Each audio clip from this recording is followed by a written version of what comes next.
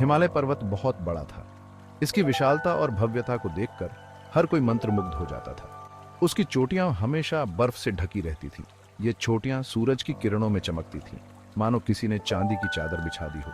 नीचे हरे भरे जंगल थे, नदियां बहती थीं। इन जंगलों में तरह तरह के पेड़ पौधे और जीव जंतु रहते थे, जो इस क्षेत्र की जैव विविधता को और भी समृद्ध बनाते थे। इसी हिमालय के नीचे एक छोटा सा गांव था। नाम था कैलाशपुरी। यह गांव अपनी प्राकृतिक सुंदरता और शांत वातावरण के लिए प्रसिद्ध था। यहाँ सब लोग अच्छे और मेहनती थे। वे अपने खेतों में काम करते थे और अपनी आजीविका के लिए खेती पर निर्भर थे। सब शांति से रहते थे। गांव के लोग एक दूसरे की मदद करते थे और मिलजुल कर रहते थे। गांव के लोग कहानियां सुनाते थे। ये कहानियां पीढ़ी दर पीढ़ी चली आ रही थीं और इनमें गांव की संस्कृति और परंपराओं की झलक मिलती थी। डरावनी कहानियां, भूतों की कहानियां, ये कहानियां सुनकर बच्चों के रोंगटे खड़े हो जाते थे। इन कहानियों में एक नाम था किचकंडी। यह नाम सुनते ही बच्चों के चेहरे पर डर की लकीरें खींच जाती थी। बच्चों को डराने के लिए कहते थे कि किचकंडी जंगल में रहती है। यह जंगल इतना घना और रहस्यमय था कि दिन में भी वहां जाने से लोग कतराते थे। उल्टे पैरों वाली, डरावनी शक्ल वाली। उसकी आंखें लाल और चमकदार थीं और उसकी हंसी सुनकर किसी की भी रूह कांप जाती थी। जो भी उसे देखता है वो पागल हो जाता है। लोग कहते थे कि किचकंडी की नजरें इतनी भयानक होती हैं कि कोई भी उसे सहन नहीं कर सकता। कैलाशपुरी के लोग अंधेरा होने के बाद घर से बाहर नहीं जाते थे। वे अपने दरवाजे और खिड़कियां बंद कर लेते थे ताकि किचकंडी अंदर ना आ सके। उन्हें डर था कि कहीं किचकंडी ना मिल जाए। रात के समय गांव में सन्नाटा छा जाता था और लोग अपने घरों में दुबक जाते थे। बच्चों को भी यही समझाते थे। वे कहते थे कि रात को बाहर मत जाना, नहीं तो किचकंडी तुम्हें ले जाएगी। कहते थे रात को जंगल की तरफ मत जाना, नहीं तो किचकंडी ले जाएगी। इस डर ने गांव के लोगों को हमेशा सतर्क और सावधान रखा। राजेश कैलाशपुरी गांव का एक लड़का था। चालाक था, निडर था।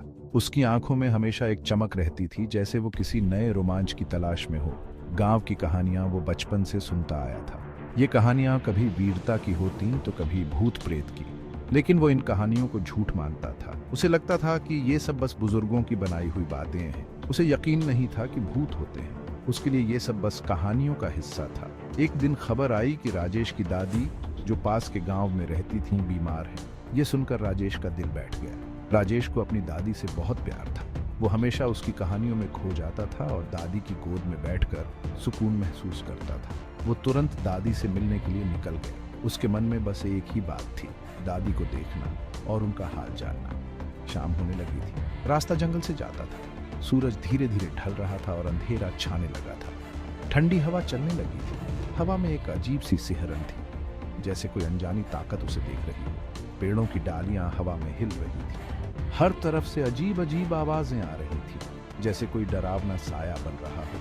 हर कदम पर उसे लगता था कि कोई उसका पीछा कर रहा है, लेकिन राजेश को कोई फिक्र नहीं थी। उसके दिल में बस एक ही बात थी, दादी की तबीयत। उसे अपनी दादी की चिंता थी। वो किसी भी हालत में दादी के पास पहुंचना चाहता था, चाहे रास्ता कितना भी मुश्किल क्यों ना हो। जैसे जैसे रात हुई, जंगल और भी डरावना लगने लगा।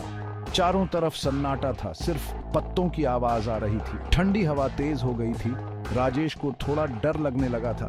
गांव की कहानियां उसके दिमाग में आने लगी थी, लेकिन उसने हिम्मत नहीं हारी। वो तेज चलता रहा। अचानक उसे पेड़ों के पीछे कुछ हिलता हुआ दिखा। उसने ध्यान से देखा, उसकी धड़कन तेज हो गई। उसने जो देखा उसे देखकर वो डर गया। एक अजीब सी चीज पेड़ों के पीछे से निकली। ये कोई साधारण चीज नहीं थी, बल्कि कुछ ऐसा था जो गांव वालों की कहानियों में सुना जाता था। उसका शरीर एक लड़की जैसा था, पर उसके पैर उल्टे थे। यह दृश्य इतना भयानक था कि किसी की भी रूह कांप जाए। उसके बाल लंबे थे, जो उसके चेहरे को छुपा रहे थे। बालों के पीछे से उसकी आंखें झांक रही थीं, जैसे किसी अंधेरे में चमकती हुई दो लाल बत्तियां।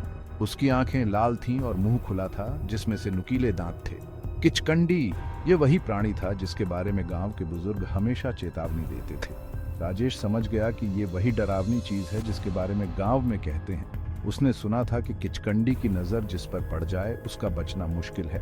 वो डर के मारे हिल नहीं पा रहा था। उसकी सांसें तेज हो गईं और दिल की धड़कनें बढ़ गईं। उसे समझ नहीं आ रहा था कि क्या करे। किचकंडी धीरे धीरे राजेश के पास आने लगी। उसकी चाल अजीब थी। जैसे जैसे वो पास आ रही थी, राजेश का डर और बढ़ता जा रहा था। वो कभी सीधी चलती थी तो कभी उल्टी। उसकी हरकतें इतनी विचित्र थीं कि राजेश की आंखें फटी की फटी रह गई। राजेश जानता था कि अगर वो यहाँ से नहीं भागा तो किचकंडी उसे जिंदा नहीं छोड़ेगी। उसने अपनी सारी हिम्मत जुटाई और भागने की कोशिश की, लेकिन क्या वो बच पाएगा? यह सवाल उसके मन में गूंज रहा था।